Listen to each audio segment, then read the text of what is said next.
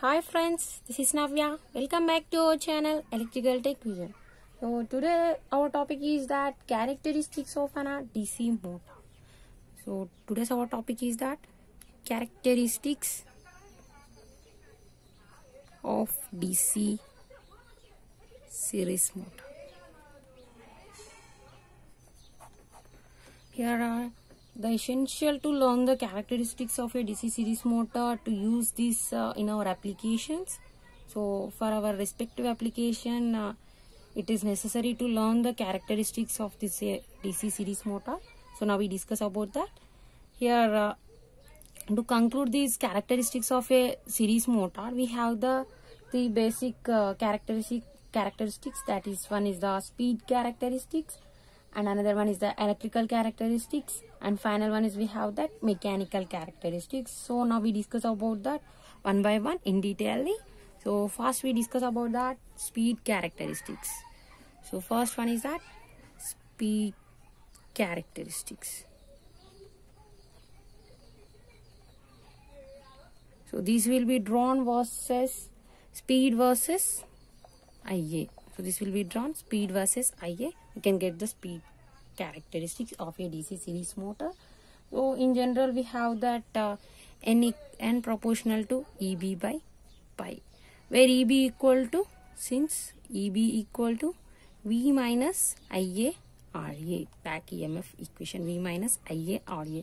So from that what we get, I'm substituting EB here, then what we get, N proportional to V minus IA RA by pi here.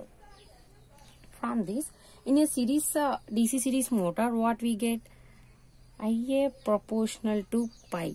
IA proportional to pi in a DC series motor. Why? Because whatever the series field winding is there, that will be connected in series with the armature winding. So whatever the flux is flowing in the circuit of a DC series motor, all are equal here. So for that relation we can get the IA proportional to pi here. So IA proportional to pi.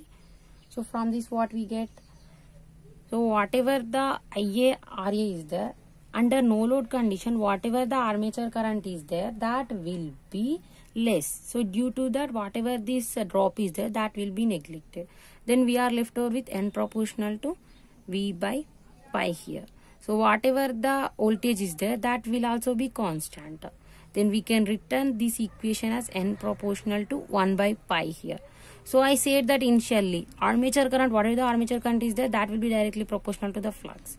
Then what we get here, N proportional to 1 by IA. From this relation we can get that N proportional to 1 by IA. So from this equation what we can determine that, so whatever the speed is there, that will be inversely proportional to the armature current. So from this equation what we get, that we get a curve like this. So you can get the curve like this. So this is on N on y axis and IA on x axis. So we can get curve like this. So this is the curve of speed characteristics of a DC series motor here. In generally, whenever the armature current is less under no load condition, whatever the speed is there, that will be more and more high under no load condition. So due to increasing in the speed, it will causes to affect the motor. It means it will damages. So mainly we say that under no load condition, we didn't use this DC series motor. So this is the reason. So under no load condition, whatever the speed is there, that will be high. It will causes to affecting the DC series motor. So that's why series motor will not operated under no load condition. And next we have that, this is the speed characteristics. So next we have that second characteristic is that we have electrical characteristics. Electrical characteristics. So these will be drawn between the torque versus IA. So this will be drawn between the torque versus IA here. In generally we have that torque formula is T proportional to pi IA. So this equation can be obtained from the torque equation. So T proportional to pi IA. So in generally series motor have IA proportional to pi here. So from this what we write, T proportional to IA square. So whatever the torque is there, that will be square times of this armature current. So then the series motor can produces the high starting torque. It will produces the high starting torque. It will produces high starting torque here. So from this we can get on a curve. So like this. So this is the armature current IA. This is the torque T. From this we can get on a curve. So initially we get like this. And after that we get on a straight line. So why we are getting this straight line? Let me explain in detail. So initial condition, what is going on? Initial condition, whatever the torque is there, that will be directly proportional to the square times of the current. So after certain duration of time, what is going on? Whatever the armature current is there, that will becomes saturated. It means it reaches the maximum position. So maximum load demand. Then whatever the flux is there on that condition, that flux will becomes constant. Flux becomes constant. Then after this certain duration, whatever the characteristics there, that will becomes a linear curve. So after beyond the saturation, we can get a linear curve here. So under starting condition, whatever the torque is there, that will be square times of armature current. Then we can get a curve like a parabola. So this is a parabola structure, we can get the curve. So after a certain duration, whatever the flux is there, that reaches a maximum position and the flux becomes a constant, then we can get a curve that is a linear curve. We can get a curve that is a linear curve. So here we get an equation that is T proportional to IA. So here we can get T proportional to IA square. So this is the characteristic about an electrical characteristics of a DC series motor. And next we have another characteristics of a DC series motor is that mechanical characteristics. So we have that mechanical characteristics.